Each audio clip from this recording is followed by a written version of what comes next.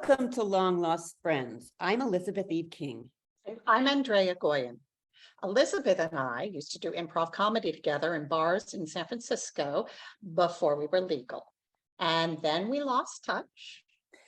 And a few years ago, we discovered each other, found we're both legal, and we're both painters, Performers, animal lovers, Pilates teachers. naturalists. Elizabeth, I am not a naturalist. I love nature, but I don't know where you thought that. Well, loving nature counts. The point is, we're long lost friends. And we're both award-winning fiction writers. After one of my short stories appeared in MetaStellar, we started this show. MetaStellar is an online magazine, and we publish original science fiction, fantasy, and horror. There's a link below for more information. So we are so thrilled today to be able to talk once again to Carlos Allende.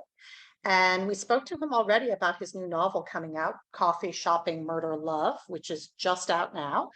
And now we would like to talk to him a little bit about what he teaches. So Carlos, I got to take your class, and it was so helpful, and I learned so much, and I forgot so much already. So I would love to just hear a little bit from you about what it is that you teach. All right, my class is called The Psychology of Compelling Storytelling. I teach it at the Writers Program in UCLA Extension, and basically it is a psychology class for writers. And what it teaches you is how to make stories more engaging, more gripping, how to capture the attention of the reader and keep that attention until the very end. And what I recommend people is to follow the same structure of a game. And a game, when you start playing a game, I actually make you, I made you and I make all my students play a game and talk about the experience. And the reason I do it is because I want them to pay attention on how a game is structured. All games are structured the same way. They all have a goal. When you start playing a game, the first thing you ask is, what am I supposed to do here? And they all have a series of challenges, which in a story take the form of conflict. And they all have a series of rules that allow you to do certain things, but not others. So you need to understand the rules of the game, and you need to understand the goal of the game to overcome the challenges and win the game or continue going on levels. And it is the same with a story. You need to have a goal. You need to have a reason why you're going to spend an hour or days or years, if it's a TV show, watching that story. You need to be able to embrace that goal. There should be conflict that keeps you interested. And there should be a series of rules, which is a concept that some people have trouble at the beginning understanding, because they never think of a story limited by rules, but they all are. And we need to let the reader know what the goal is, what's the reason why they're going to keep read that story, and what are the rules of that world. What the rules determine what could or could not happen in that world, what the readers could expect. Because contrary to common belief, most of a story must be expected, must be predictable. It's only a few snippets of the story, the twists and turns, that should be unpredictable. And still they should make sense. Still, you should have cues that say, oh yeah, I didn't see that, but it makes sense. This was possible to happen. But again, most of your story must follow those rules and be somewhat predictable. And people like that. People don't like, what is the word? Oh my God, how do you say that in English? Incertidumbre, when you don't know something. Well, I mean, we certainly don't like it when we're reading a romance novel and all of a sudden a dragon flies in and eats the hero. You know what I mean? We don't want something that unexpected. And well, I do, actually. I always want my hero eaten. But yes, but you want it to be within the genre. the world building to match. So if You the want to world follow building, the rules. Yeah, if you're reading a romantic comedy, it shouldn't turn into a tragedy in the middle. I mean, one exception that worked well, I would say, is a movie Parasite, which was a dark comedy that became tragic by the end, but still it kind of followed its rules and it didn't become too, it was very tragic, but it did it work was, well. I think dark comedies can always be tragic. I Dark, mean, I think Yeah. that's what Lobster. that's the dark element, right? That's the dark. You can take it Yeah. all the way if you want with a dark. Yeah, so you shouldn't give the people, you shouldn't come up with crazy twists and turns that could not be expected, that break the rules of your story. That's why when we say that somebody, that a story jumped the shark, is because it broke the rules of the story. It came up with an event that was like too far-fetched that you couldn't predict, that doesn't fit within the mental model that you're creating of a story. And so basically that's the recipe. But the goals, we should be able to, you should make your reader embrace those goals, because we don't embrace goals imposed at random. When we're playing a game, we know that unless we pursue the goal imposed by the game, we're not going to have fun. And a game can impose you any kinds of goals. Maybe you're in a first-person shooting, and you're going to be shooting a lot of things, but unless you kill those aliens, you're not going to have fun. Or unless you go rescue the princess in Mario Bros. Or unless you win the race, you're not going to have fun in Mario Kart. But that is in a game. In a story, that is a big difference. Not only there should be a goal, and the goal should be clear, but the goal should be attractive to your reader, should be relatable. And if it's not very relatable, you should make it relatable. And that's one of the, I would say, the most important findings in my research is why do we, how we make goals relatable. We, all humans and all mammals, for that matter, we all are motivated to act to follow compassionate impulses. When we witness the distress of other person, of other animal, or of a character, we have a tendency to feel compassion and want to help. In a story, that translates to engagement. So if your readers don't feel compassion for your characters, they won't embrace those goals. Many times we embrace the most absurd goals, goals that are not really relatable to us. We may be, I mean, if you're a guy, you may be hooked by a chick lit, or maybe you're reading a thriller about murderers, or maybe you're reading something very different from your life and following a goal that is really not that relatable to who you are as a person. But if you can feel compassion for the characters, then you will root for them. And that is one of the biggest challenges I have with my students. And a lot of novice writers think that their characters should be likable, and they try to make them handsome and competent and pretty and smart and nice and stuff, and all that helps. We like people that are warm and competent, but we don't follow them in a story. The ones we follow are the ones that arouse our compassion because they have a problem, because they're in distress. If there's no problem to solve, there will be no reason to embrace those goals, and there will be no engagement. So that's part of my that's in big part why I wrote so unlikable characters in Coffee Shop and Murder Love, because I wanted, I'm betting that people will root for my characters despite of them being horrible, because I wanted to demonstrate that it's not the morality of the characters what determine your affective dispositions, but what they make you feel as a reader. And if you feel compassion and you like them, not because of what they do, because of how they make you feel, then you may follow them.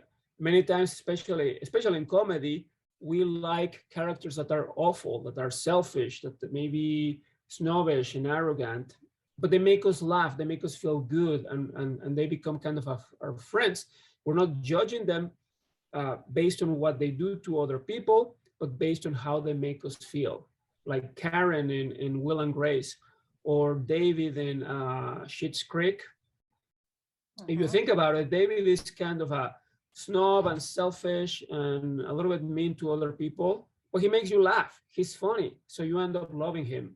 Same with his mother. What was his name? Oh, yeah. Yeah, we're blanking, but they end up redeeming. To me, the last season wasn't that good because they all became good people. I liked it better when they were mean and much funnier. But anyhow, yeah, I think when you understand sometimes why someone is the way they are, you can empathize with them. Exactly, and for that it is extremely, extremely important that we understand how your characters are feeling and why they are feeling that way. So we don't care what they look like. We don't care what they're wearing. We don't care. Well, I mean, it can add color to your story, but it's not as important as knowing the affective state of your characters and why they feel that way.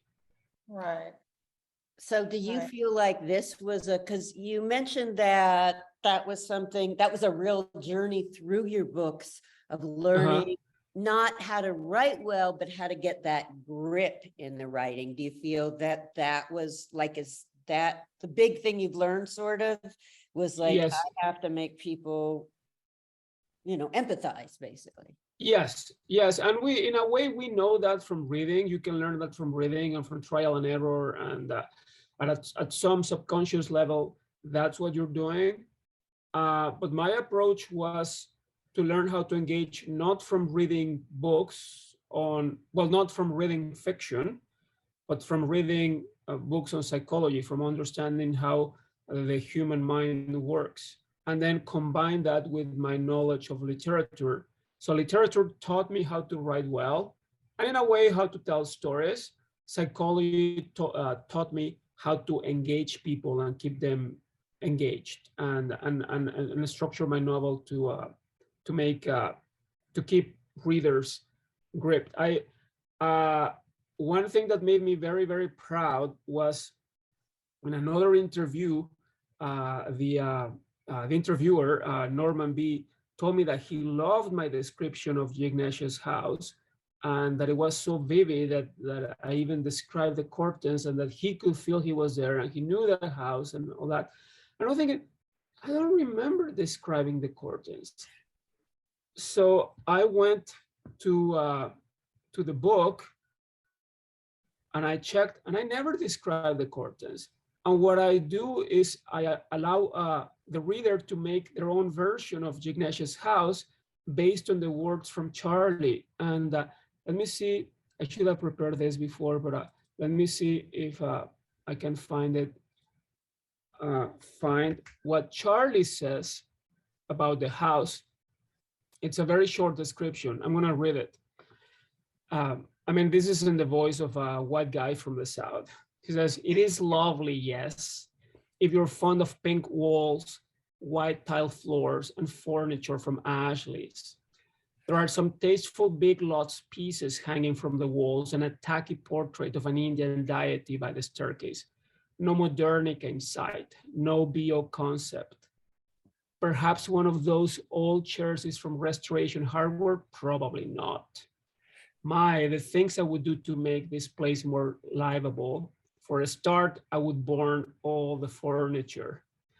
So, so we're not, it's funny, if you know Charlie, I'm not describing the house for what it is inside the house too much. I'm just mentioning the walls and the floor.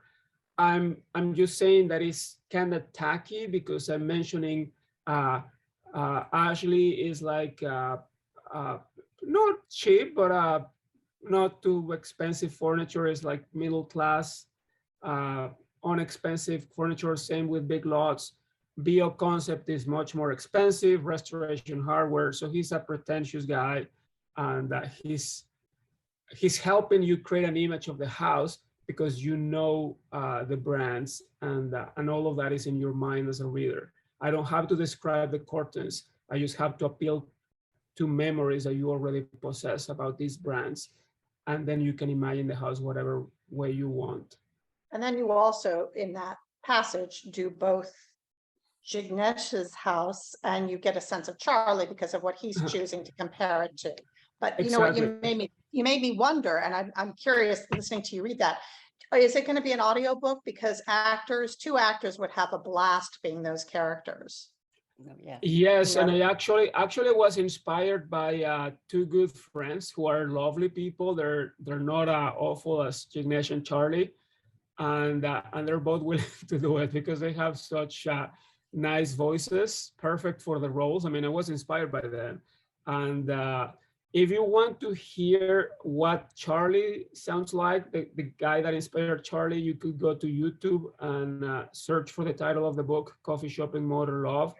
And there will come a video from 2017 when I was writing the first draft. My friend Christopher made it before I even finished the first draft. I was like chapter 6 maybe, and that's how Charlie should sound. I cannot make that accent really. Oh, I'm going to go look that up because I just listening to you read, I'm like, oh my God, this would be so fun for actors or readers to read because it's so lively, and it'll give you a lot of color just hearing their voices. So that'll be fun. Yeah, and it's nice because you get the description of the guy's place, but more than that, you get Charlie's inside his head more than inside the apartment, just because of how he's seeing it.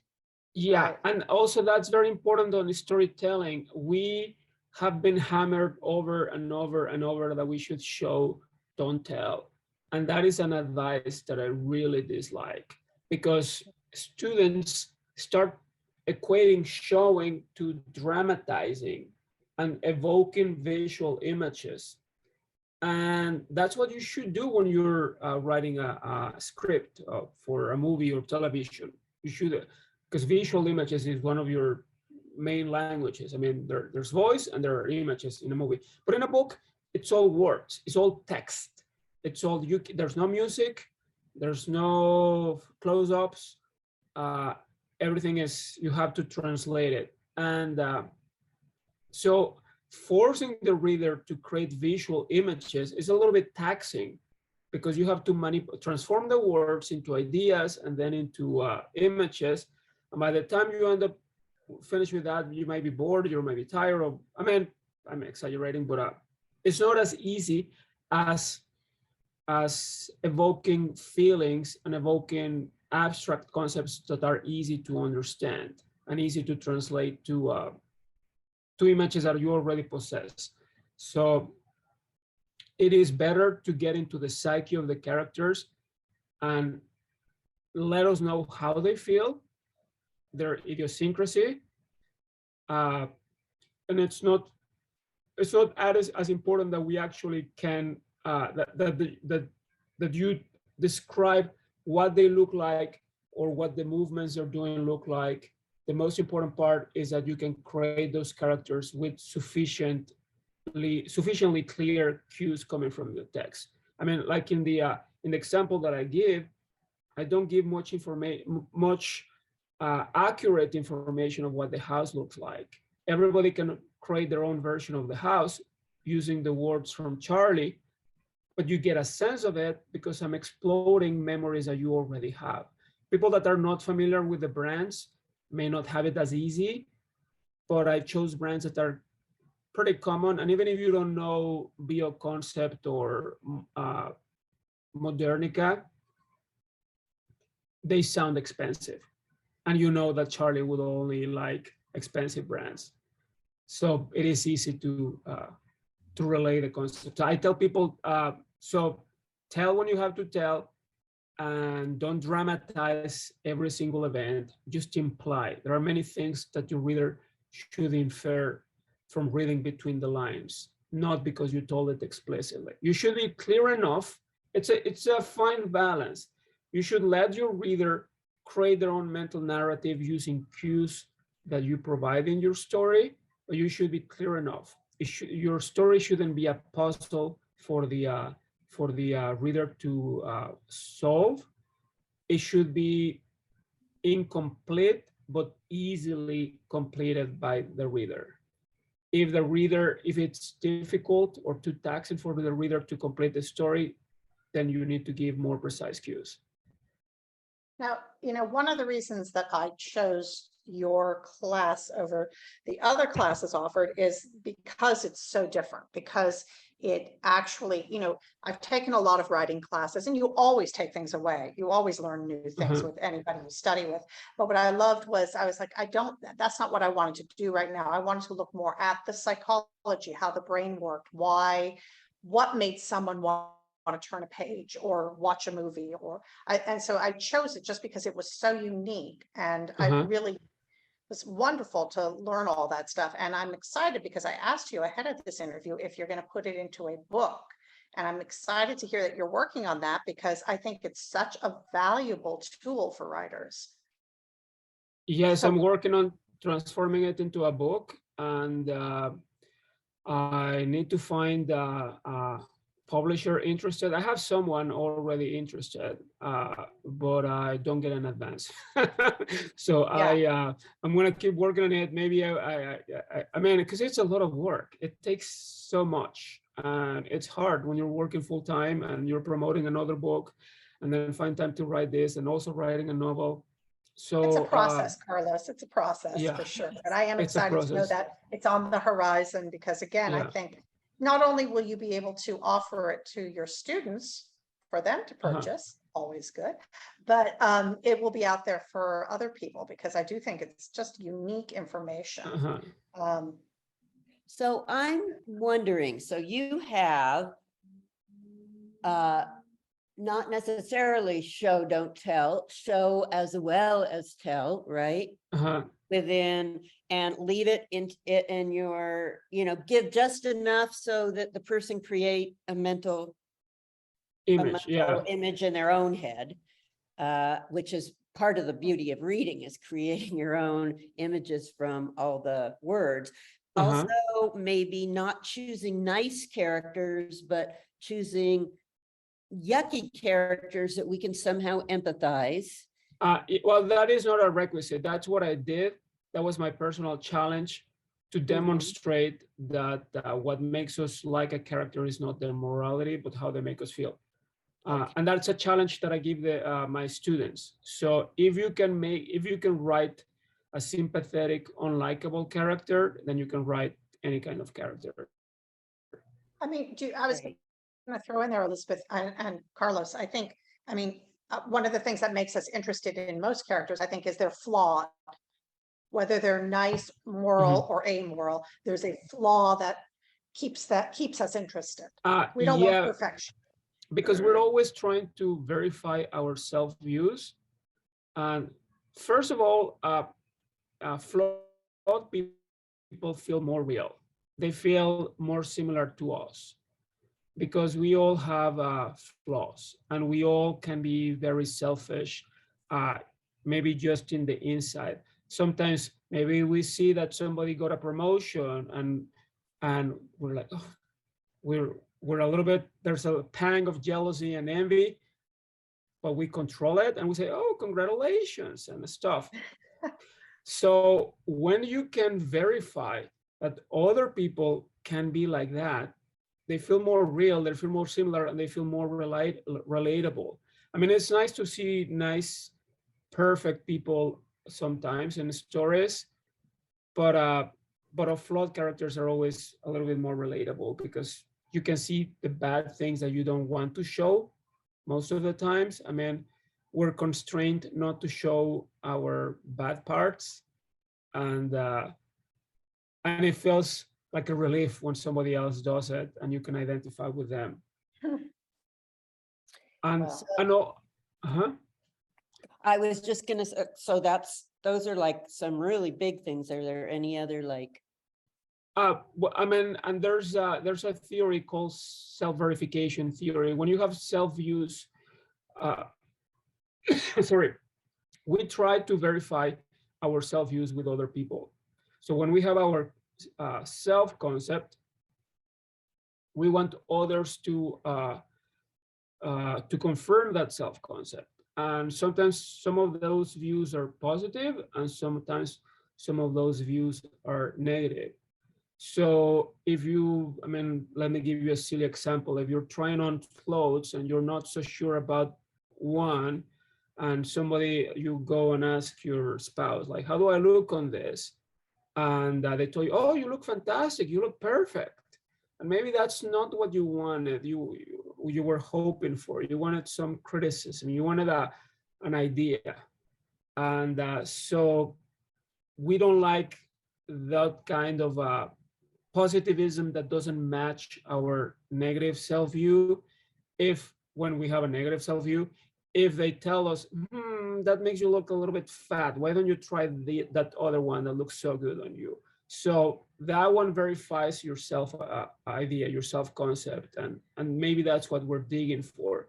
And I think in the case of gay people, I'm gay, and we have, I mean, especially for those of us who were born and reached adulthood before the internet became that popular, you grew up thinking that there was something wrong with you and feeling as a villain. And that's why many times, especially guys of a certain age like me, you identify with the bad guys. And there's a character that I hope, I hope you know her, Divine, from John Waters' films. She's awful. She's, first of all, it's a guy dressed as a woman. He's a transvestite. He was not a transgender, but a transvestite for the movies. And Divine is promiscuous. She's selfish. She's arrogant. She's just gross and criminal. But you love her because in a way she represents all the things you grew up thinking you were. And then she's like, yeah, I am that and I don't care. And you root for her, and it's campy, silly, dumb humor, but it's funny, and it makes you can feel better about yourselves. And I guess it's the same case for straight people in shows like Married with Children, where a couple was far from being ideal. And what other show? We have a lot of comedies that are like that they show negative representations of the social group, and we're just happy with that because we can see our bad part represented, and it makes you feel a little bit better about yourself. And it also makes you feel like you enjoy the show, and when the show ends, you're like, oh, I'm happy I'm not as awful as these people. Sometimes you watch a really nice story and you put it off, and then you're back to your cream reality, and it makes you a little bit depressed. So we should have all kinds of stories, but sometimes it's nice to see characters that you enjoy watching, but they make you feel better about yourself because you're not that bad. And there's something, and I don't know if this is more as an actor, and Elizabeth, you can help me with this. There's something lovely about someone who embraces and owns who they are in a way, regardless of if they are what, if I were looking at them, would think, oh my God, they're a horrible person, but they embrace it and they own it. Like you're saying with Divine, she embraced all of that. And Yes. she just said, fuck it, I'm this person, right? And Yes. I think that there is something that we love to see when someone's willing to do that. Yeah, authenticity.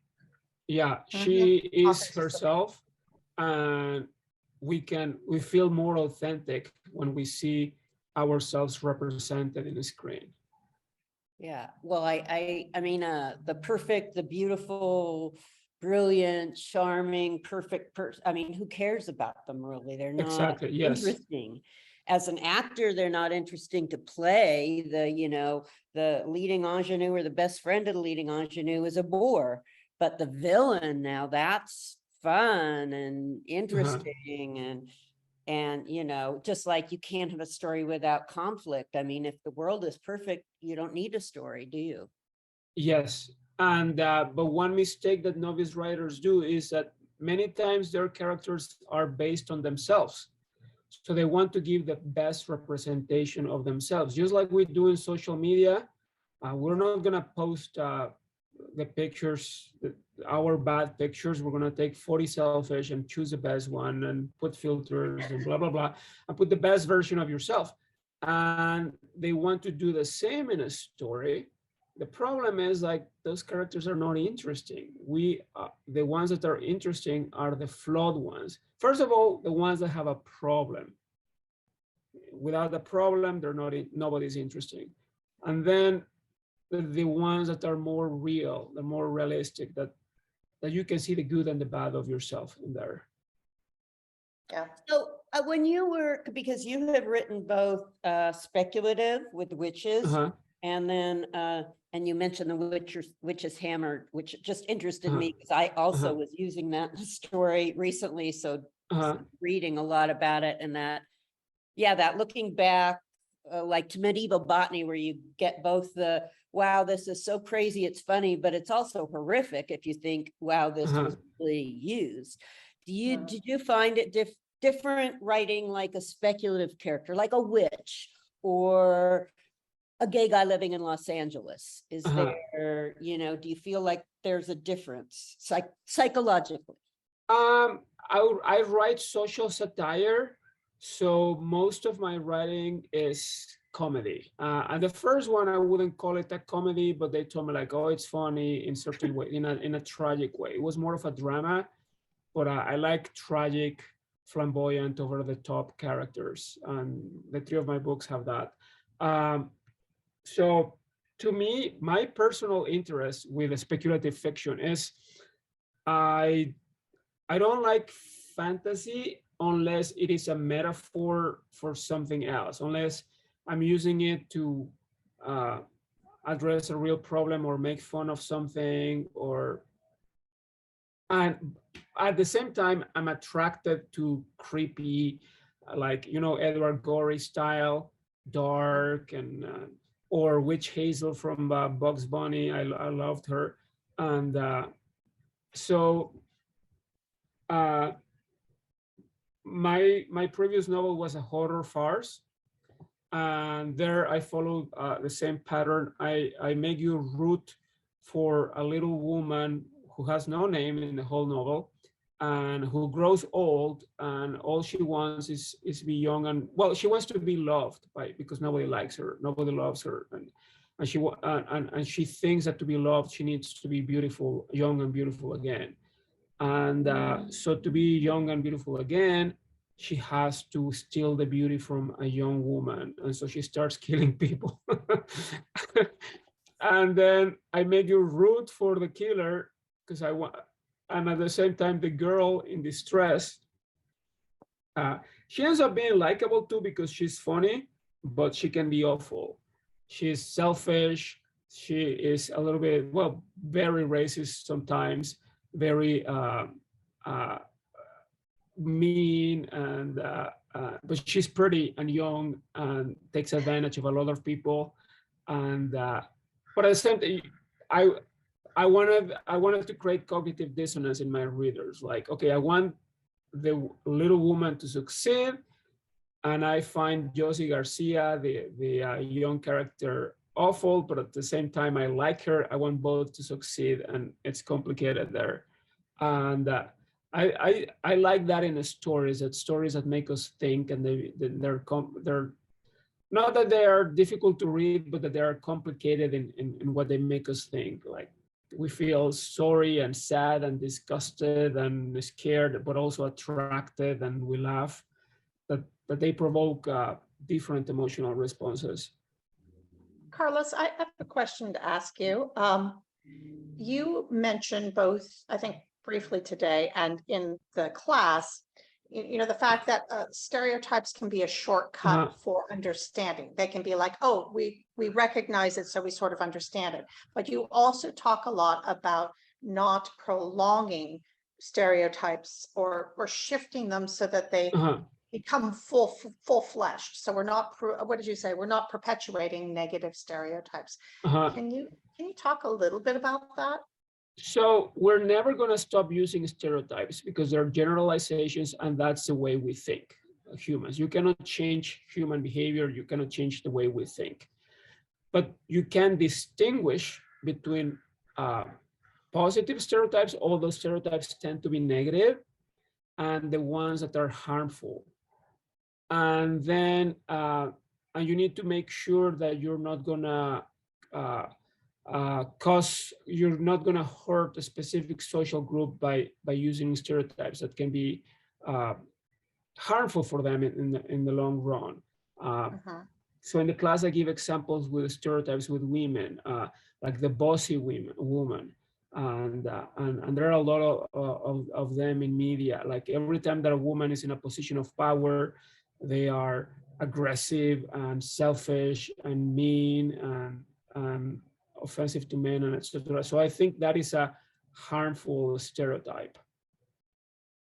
And but then you could have stereotypes. I mean, they tend to be about social groups. If you present a social group as friendly, if you make fun of Californians, for instance, because of how superficial we can be sometimes, or how relaxed, like we go in shorts and sandals everywhere, or I mean, if you make fun of Angelinos because of we tend to be late, or we flake on people, that is a stereotype. That is an Angelino stereotype that is not too harmful unless you're trying to manipulate the reader, and I think that's valid. And when you, I think a gentle teasing about other ethnic groups and even gender and stuff, if you show a guy mansplaining, or maybe a girl crying, you're also exploring a stereotype that women are more sentimental, a lot of stuff. But you have to be mindful of whether this could be misinterpreted, whether this could be harmful, whether this could be wrong. You're never going to have the correct answers all the time. You just have to make sure you're not going too bad. And in my book, for instance, I mean, if somebody should be offended, it would be white people, because, but Charlie doesn't represent whiteness. He represents an archetype, a portion of white people that are just too airheaded, and they're not aware of how casual racism comments can hurt others. And in the case of, because white people are overrepresented in media, so we don't have strong stereotypes about white people. What we have are archetypes.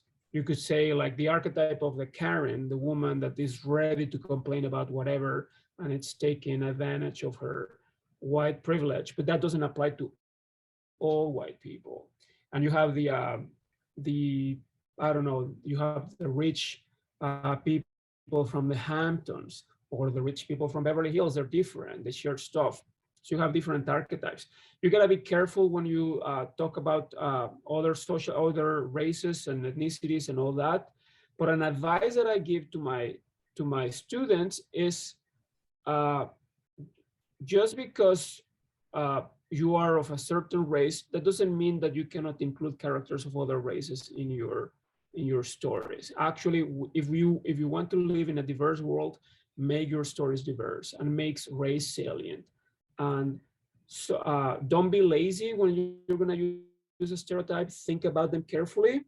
But if you want to generalize, if you want to show an accent, or how people from a certain group are more friendly or stuff, that's okay. Just plan it ahead and be mindful of how your story could be interpreted. It's not that difficult. Do you recommend to your students that they use sensitivity readers? Yeah, I do that. I mean, you don't have to hire someone. It's just as easy as, Okay, in my book, I talk about Indian Americans. So I know a lot of Indian Americans, but I don't know much about their culture really. So what I did is I just called my friends and I say, hey, can you do that? And also in Love of the Witches of Windward Circle, a few of my characters are Black living in Venice in 1959.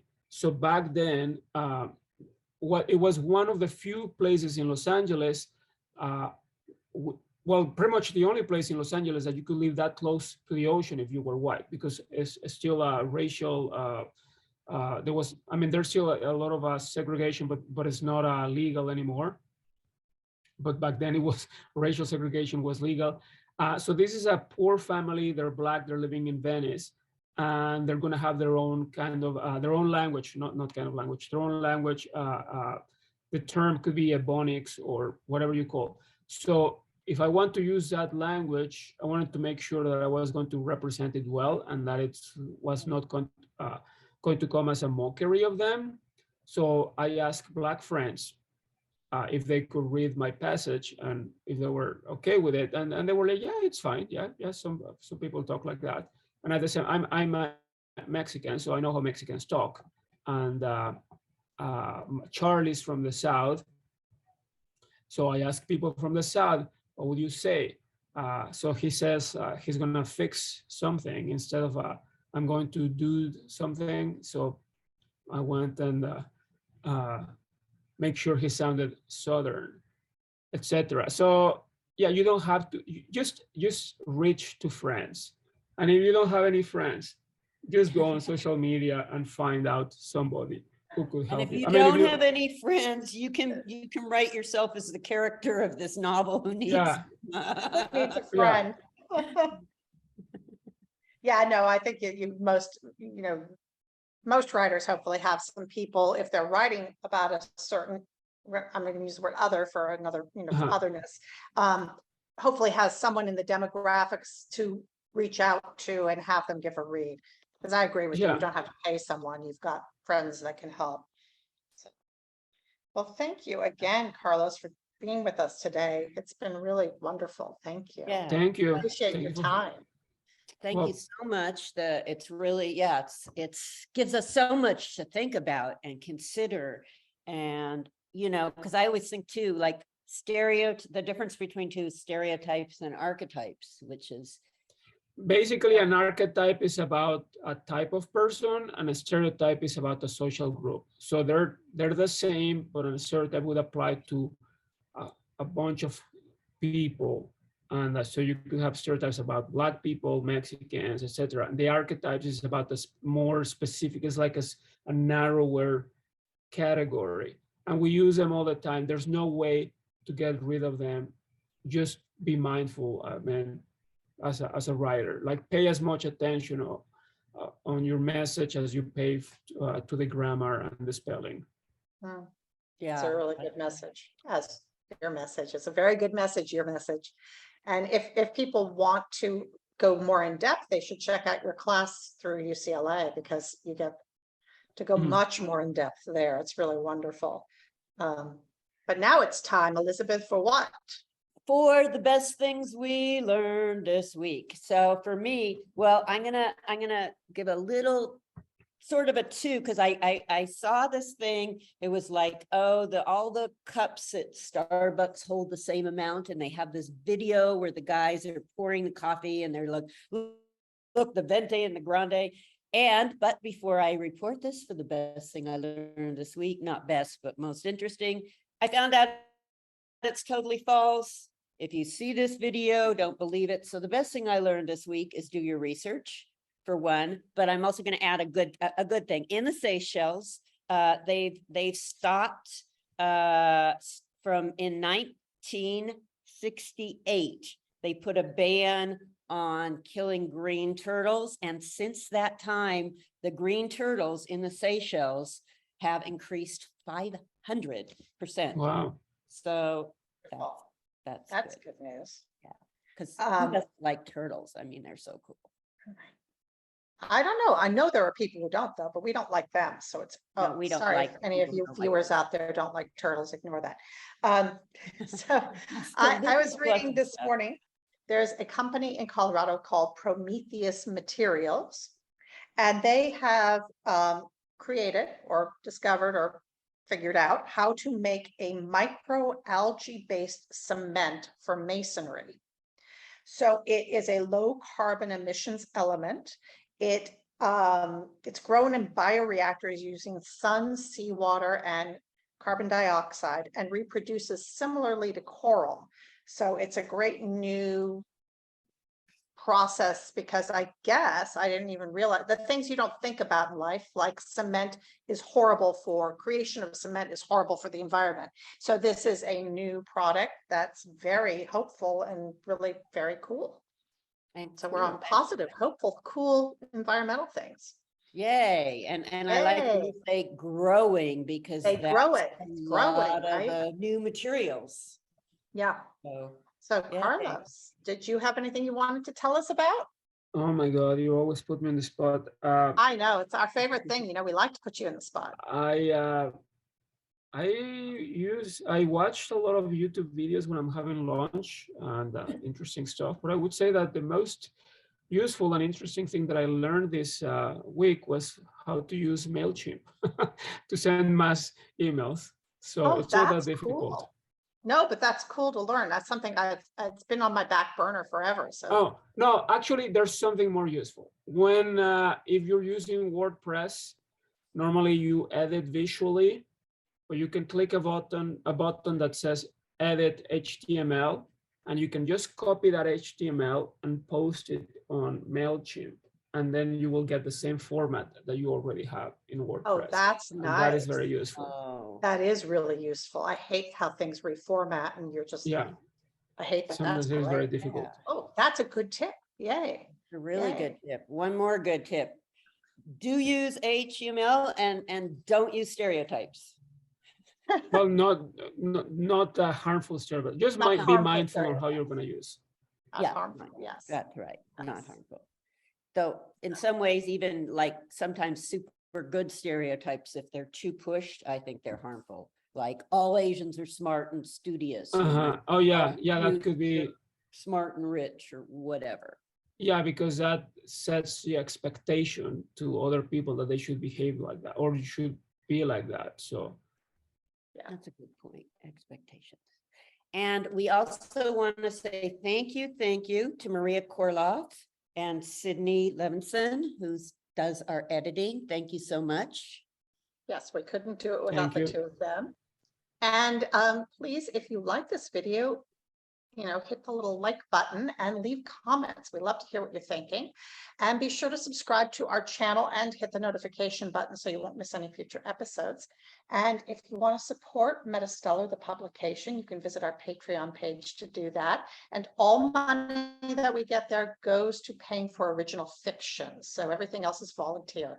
Thank you for joining us, and we will see you again next time. And Carlos, again, thank you so much for coming on the show. thank you for having me. It's Bye, been a everyone. pleasure. It's been a Our real pleasure. pleasure. Thanks. Thanks. Bye, everyone. Alrighty, bye.